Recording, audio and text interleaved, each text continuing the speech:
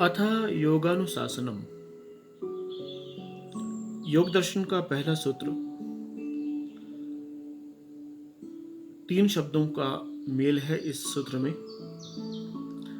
पहला शब्द है अथ, दूसरा योगा और तीसरा अनुशासन।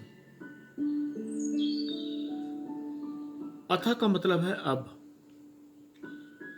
योग का अर्थ यहाँ जोड़, मिलना, ये जुड़ाव नहीं है, अपितु यहाँ योग का अर्थ है समाधि और अनुशासन का अर्थ है सीखने की तैयारी, पात्र होने की सज्जा। योग यात्रा का आरंभ अथ से होता है, अब से होता है। अब के यहाँ क्या मायने हैं? अब के मायने हैं जितनी चालाकियां थी, जितनी चतुराइयां थी, जितनी अटकलबाजियां थी, सभी लगाकर देख ली।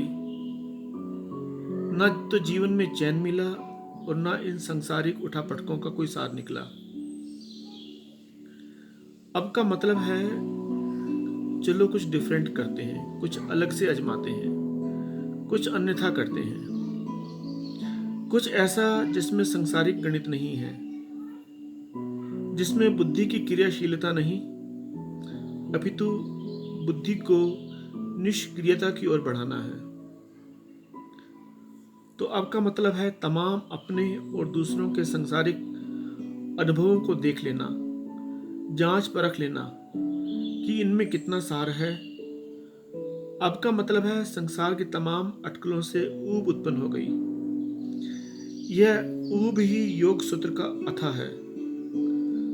तो अथा से आरंभ होता है।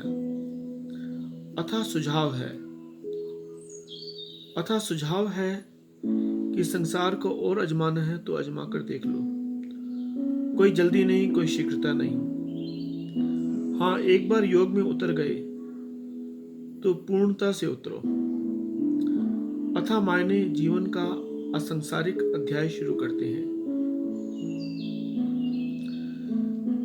योग मायने समाधि। व्यास ऋषि योग की व्याख्या करते हुए कहते हैं योगः समाधि। समाधि मीन्स समाधान। सांसारिक ढंग से आप समस्याओं को सुलझाते हैं। समस्याएं सुलझती भी है, पर एक सुलझती है, साथ में 2 नई उलझनें खड़ी हो जाती हैं। एक मर्ज की दवा 2 नई बीमारियों को ले आती है। 1 से 2, 2 से 4, यही प्रगुणन का क्रम आजीवन चलता रहता है और पड़ाव तक तुम्हारा शरीर कई रोगों का केंद्र और मस्तिष्क उलझनों का संग्रहालय बन चुका होता है। तो योग का मतलब है समाधि, अर्थात सर्व समाधान, सभी समस्याओं की जड़ ही काट दी। समस्याओं के बीज मन का ही विलय हो गया। यही मन का घुल जाना, घुलकर बह जाना, भाव बन जाना ही परम योग है। मन मायने गांठ, मन मायने जल तरंगे, मन मायने सतत सोचना, सोचना और सोचना। वह सोचना सीज्ड हो गया। वह मन का कार्यक्रम बंद हो गया।